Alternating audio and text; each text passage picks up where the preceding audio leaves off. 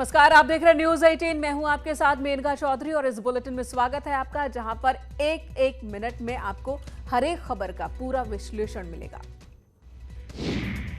CM योगी ने आज यूपीएसएस-एससी द्वारा चयनित युवा कल्याण एवं प्रांतीय रक्षक दल विभाग के 508 अधिकारियों और 26 व्यायाम प्रशिक्षकों को नियुक्ति पत्र दिया।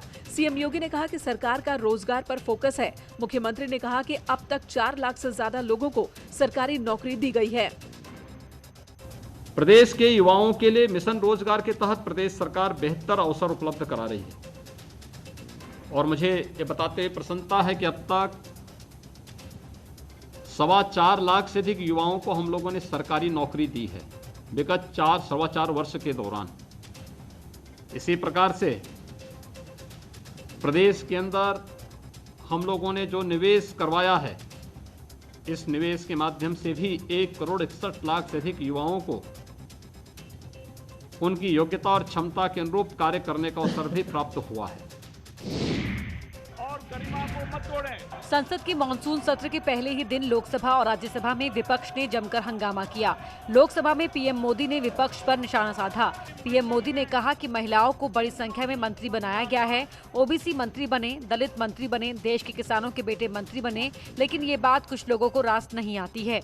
दलित मंत्री बने, देश की महिला मंत्री बने, देश के ओबीसी मंत्री बने, देश के किसानों के बेटे मंत्री बने, ये बात कुछ लोगों को राज नहीं आती है। पीएम मोदी ने सत्र से पहले कहा कि कोरोना के खिलाफ लड़ने के लिए बाहुबली बनने का एक ही उपाय है, अपने बाहु पर वैक्सीन लगवा लीजिए।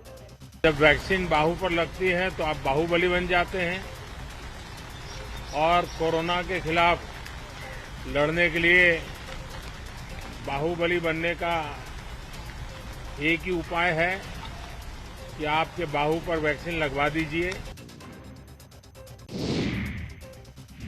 लोकसभा में विपक्ष ने जिस तरह से हंगामा किया, रक्षा मंत्री राजनाथ सिंह भी विपक्ष से खासे नाराज थे। रक्षा मंत्री राजनाथ सिंह ने कहा कि कांग्रेस ने सदन की मर्यादा को तार-तार किया है। पूरा सदन शांतिपूर्वक से प्रधानमंत्री की बात सुनता है और सभी जितने भी मंत्रीगण होते हैं उनका परिचय हासिल करता है। यह हेल्दी ट्रेडिशन यहाँ का रहा है, लेकिन मैंने पहली बार अपने 24 वर्षों के संसदीय जीवन में यह देखा है कि इस परंपरा को इस बार संसद में तोड़ा गया है। अध्यक्ष महोदय, मैं कहना चाहता हूं कि जो कुछ भी कांग्रेस ने किया है वह दुखद है, वह दुर्भाग्यपूर्ण है। कांवड़ यात्रा को लेकर यूपी सरकार के जवाब के बाद सुप्रीम कोर्ट ने केस को क्लोज कर दिया। अदालत में यूपी सरकार ने कहा कि कांवड़ संघों के कांवड़ यात्रा स्थगित करने के फैसले के बाद यूपी में सभी कांवड़ यात्रा स्थगित करने के लिए सरकार तैयार है, इसलिए इस साल यात्रा नहीं होगी, जिसके बाद अदालत ने केस को क्लोज कर दिया। साथ ही अदालत ने राज्य सरकार को आदेश दिया है कि कोविड-19 मानदंडों के किसी भी उल्लंघन या किसी भी यात्रा को निकालने का प्रयास करने वालों के खिलाफ तुरंत कार्रवाई की जाए। यूपी सरकार ने पहले कांवड़ यात्रा को मंजूरी दे दी थी, जिसके बाद अदालत ने स्वतः संज्ञान लेते हुए राज्य सरकार से जवाब मांगा था, जिसके बाद शनिवार को यूपी के कांवड़ संघों से राज्य सरकार की बातचीत के बाद यात्रा को स्थगित कर दिया गया। उच्चतम न्यायालय में उत्तर प्रदेश सरकार द्वारा उत्तर प्रदेश में जो कांवड़ संघों द्वारा स्वयं ही कांवड़ यात्रा इस वर्ष स्थगित करने का निर्णय लिया गया है के बारे में माननीय उच्चतम न्यायालय को अवगत कराया गया तथा ये भी माननीय उच्चतम न्यायालय ने उत्तर प्रदेश सरकार के शपथ पत्र को स्वीकार करते हुए मामले को ड्रॉप कर दिया। कोरोना को लेकर लापरवाही की तस्वीरें लगातार सामने आ रही हैं। ये तस्वीरें आगरा की हैं। यहाँ बगैर इजाजत लगाए गए विशाल मेले से आगरा में विस्फोटक हालात उत्पन्न हो गए। केंद्रीय हिंदी संस्थान रोड पर मां शीतला मंदिर को प्रशासन ने कोरोना के मद्देनजर बंद करा दिया था, लेकिन जिद्दी लोग मान नहीं रहे। मंदिर के गेट पर हजारों की संख्या में लोग इकट्ठा हुए। बिना मास्क लगाए 1 किलोमीटर तक एक दूसरे से सटकर चल रही ये भीड़ आप देख सकते हैं। भीड़ इतनी ज्यादा है कि केंद्रीय हिंदी संस्थान रोड पर वाहनों की आवाजाही भी प्रतिबंधित हो गई।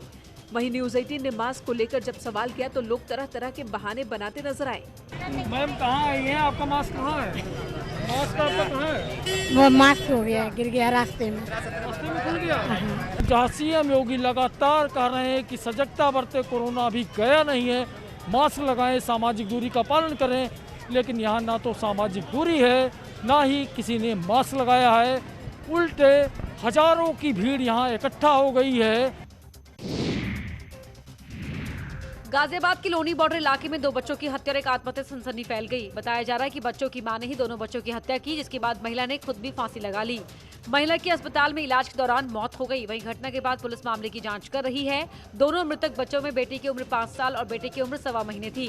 घटना का पता तब चला जब महिला का पति घर वापस लौटा। घर पर पत्नी को फांसी के फंदे से झूलता हुआ देख अरविंद पत्नी और बच्चों को लेकर अस्पताल पहुंचा, जहां तीनों को मृत घोषित कर दिया गया।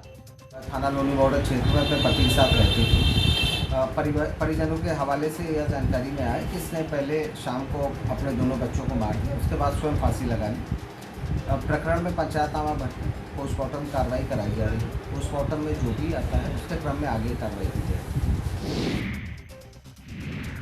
संभल के बहजोई थाना क्षेत्र में दर्दनाक सड़क हादसे में 7 लोगों की मौत हो गई। 10 लोग गंभीर रूप से घायल हो गए, जिन्हें अस्पताल में एडमिट कराया गया। बताया जा रहा है कि एक बस सड़क किनारे खड़ी थी, तभी तेज रफ्तार से आ रही दूसरी बस ने पीछे से टक्कर मार दी। सीएम योगी ने संज्ञान लेकर हादसे पर दुख जताया और घायलों को बेहतर इलाज के निर्देश दिए। कानपुर देहात की डेरापुर कोतवाली क्षेत्र में नेशनल हाईवे पर तेज रफ्तार प्राइवेट बस अनियंत्रित होकर पलट गई। इस हादसे में आधा दर्जन यात्री गंभीर रूप से चोटिल हो गए, जिसमें 2 की हालत गंभीर बताई जा रही है। वहीं अन्य को भी मामूली चोट आई है। ये बस अहमदाबाद से चलकर कानपुर आ रही थी। हादसे के पीछे ड्राइवर की लापरवाही वजह बताई जा रही है। सोनभद्र के पिपरी थाना क्षेत्र के मेन चौराहे के पास तेज रफ्तार बस ने स्कूटी सवार को टक्कर मार दी। हादसे में स्कूटी सवार महिला की दर्दनाक मौत हो गई, जबकि उसका बेटा गंभीर रूप से घायल हो गया। संदिग्ध आतंकी मिन्हास के मोबाइल से आतंक की पूरी प्लानिंग का पर्दाफाश करने के लिए अब एटीएस ने हैदराबाद फॉरेंसिक लैब का सहारा लिया है। मिन्हास ने गिरफ्तारी से पहले अपना मोबाइल जला दिया था। लखनऊ में मोबाइल से डेटा रिकवरी करने की कोशिश की गई, लेकिन सफलता नहीं मिली। वहीं इसके बाद एटीएस ने डेटा रिकवर करने के लिए मिन्हास के मोबाइल को हैदराबाद भेजा है। एटीएस को उम्मीद है कि रिकवर होने के बाद जो जानकारी मिलेगी उससे और भी नए खुलासे हो सकते हैं। संदिग्ध आतंकी मिन्हास के मोबाइल से होगा आतंक की प्लानिंग का पर्दाफाश। यूपी एटीएस ने मिन्हास के मोबाइल का डेटा रिट्रीव करने के लिए हैदराबाद फॉरेंसिक लैब भेजा है। लखनऊ की फॉरेंसिक लैब मिन्हास के इस मोबाइल का डेटा रिट्रीव नहीं कर पाई थी। ऐसा माना जा रहा है कि आतंक की पूरी प्लानिंग इसी मोबाइल में कैद है। 11 जुलाई को एटीएस की छापेमारी के दौरान मिन्हास ने अपने इस मोबाइल को जला लिया था। आशंका जताई जा रही है कि मिन्हास के मोबाइल में ऐसा कोई ऐप या बटन था जिसको छूते ही उसका मोबाइल गर्म हुआ और फटकर जलने लगा।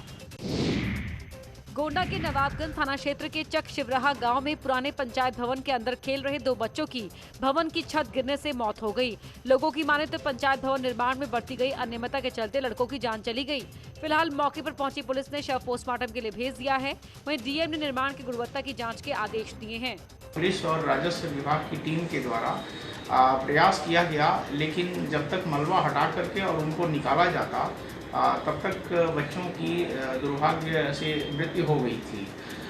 इसके संबंध में उनकी बॉडी को पोस्टमार्टम के लिए भेज दिया गया है और साथ ही साथ ये संज्ञान में आया है कि मात्र 12 वर्ष पूर्व ये भवन बना था और बीआरजीएफ योजना के तहत बनाया गया था। इस इतने कम समय के अंतराल में भवन का हल्की बारिश में भरभरा करके गिर जाना ये निर्माण की गुणवत्ता पर प्रश्न चिन्ह खड़ा करता है। इस प्रकरण की जांच के आदेश दे दिए गए हैं। बुलंदशहर में कोतवाली सियाना इलाके में महिला की हत्या से हड़कंप मच गया। महिला निखोप गांव की रहने वाली थी। डकैती डालने आए बदमाशों ने महिला की ईंट से कुचलकर हत्या कर दी। चीख पुकार सुनने के बाद परिजन व पड़ोसियों ने बदमाशों को दौड़ाया और एक बदमाश को मौके से ग्रामीणों की भीड़ ने पकड़ लिया। ग्रामीणों ने बदमाश की पिटाई की और बाद में उसे पुलिस को सौंप दिया। वहीं पुलिस के मुताबिक पहली नजर में डकैती नहीं हुई है। घर में सभी सामान सुरक्षित है और महिला ने जो गहने पहने हुए थे वो भी वैसे ही हैं। फिलहाल पुलिस पूरे मामले की जांच कर रही है। घटना में एक यही व्यक्ति शामिल है और घटना का भी उद्देश्य समझ में नहीं आ रहा है, क्योंकि व्यक्ति जो घुसा था वो खुद इतना घायल है कि उससे पूछताछ किया जाना संभव नहीं है। घर में किसी प्रकार की लूटपाट इत्यादि नहीं हुई है, ना तो सामान बिखरा हुआ है, ना ही जो महिला है उसके जो आभूषण थे वो भी नहीं है, उसके इंटैक्ट है उसकी बॉडी पे। तो इस तरह की संभावना तो नहीं है, किंतु घटना कारण क्या है इस पर अभी विवेचना की जा रही है। यहाँ रुकेंगे एक ब्रेक के लिए, तुरंत लौटेंगे।